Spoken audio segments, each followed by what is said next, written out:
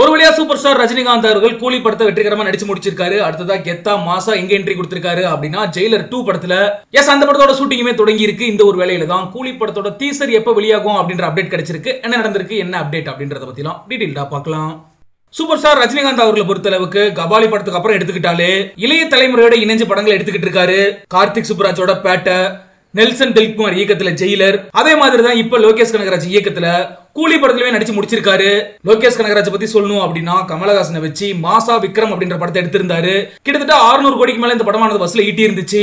உலகநாயகன் கமலஹாசனுக்கு மிகப்பெரிய பிளாக் பஸ்டரா அந்த படம் அமைஞ்சிருந்தது. ஒரு கம்பேக்காவும் இருந்துச்சு. அதை தொடர்ந்து தான் இப்ப சூப்பர் ஸ்டார் ரஜினிகாந்த் அவர்களை வச்சு கூலி அப்படின்ற படத்தை எடுத்து முடிச்சிருக்காரு. லோகேஷ் கனகராஜை பொறுத்தளவுக்கு போதைப் பொருட்களுக்கு எதிரானவரா பல படங்கள்ல நிரூபிச்சு காமிச்சிருக்காரு. பொதுவாவே அவரோட படத்துல இருக்க ஹீரோக்கள் போதைப் பொருட்களுக்கு எதிரானவங்களா இருப்பாங்க. ஆனா முதல் முறையா கூலி திரைப்படத்துல தங்க கடத்தல மையப்படுத்தி திரைக்கதை அமைச்சிருக்காரு அப்படின்னு சொல்லப்படுது. இந்த படத்தோட டைட்டில் டீசர்லயுமே தங்கத்தை பதுக்கி வச்சிருக்கவங்கள சூப்பர் ஸ்டார் ரஜினிகாந்த் அவர்கள் தேடி போற மாதிரி தான் சிறப்பா வடிவமைச்சிருந்தாங்க. கூலி படத்தை பொறுத்தளவுக்கு ஸ்ருதிகாசன், உபேந்திரா, நாகார்ஜுனான்னு பல பிரபலங்கள் நடிச்சிருக்காங்க. லோகேஷ் கனகராஜ் சூப்பர் ஸ்டார் ரஜினிகாந்த் முதல் முறையா இணைஞ்சிருக்க காரணத்தினால இந்த படத்தின் மீதான எதிர்பார்ப்பு உச்சகட்டத்தில் இருக்கு. இப்ப கூலி படத்தோட ஷூட்டிங்குமே முடிஞ்சிருக்கு. அடுத்ததா சூப்பர் ஸ்டார் ரஜினிகாந்த் அவர்களை பொறுத்தளவுக்கு நெல்சன் திலீப்குமார் இயக்கத்துல ஜெயிலர் 2 படத்துல இணைஞ்சிருக்காரு. அந்த படத்தோட ஷூட்டிங்குமே வெற்றிகரமா தொடங்கி இருக்கு.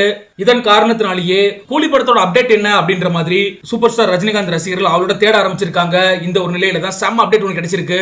மார்ச் 14ஆம் தேதி கூலி படத்தோட டீசர் வெளியாகும் அப்படின்னு சொல்லி கோலிவுட் வட்டாரங்கள் தெரிவிச்சிருக்காங்க. டீசருக்கான இசையுமே அனிருத் முடிச்சு கொடுத்திருக்காராம். என்ன காரணத்தினால மார்ச் 14 அப்படின்ட்டா லோகேஷ் கனகராஜோட பிறந்த நாள் அப்படிங்கிறது குறிப்பிடத்தக்க விஷயம். அது மட்டும் இல்லாம சிவாஜி ராவ்னு இருந்த பேரை ரஜினிகாந்த் அப்படின்னு சொல்லி பாலச்சந்தர் சூட்டிய நாள் தான் மார்ச் 14. இந்த ஒரு நாள்லயே கூலி படத்தோட டீசர் ரிலீஸ் செஞ்சா ரசிகர்களுக்கு மிகப்பெரிய கொண்டாட்டமா இருக்கும் அப்படிங்கறதுனால தான் மார்ச் 14 தேர்ந்தெடுத்திருக்காங்க அப்படின்னு சொல்லியும் கோலிவுட் வட்டாரங்கள் கருத்து சொல்லி இருக்காங்க.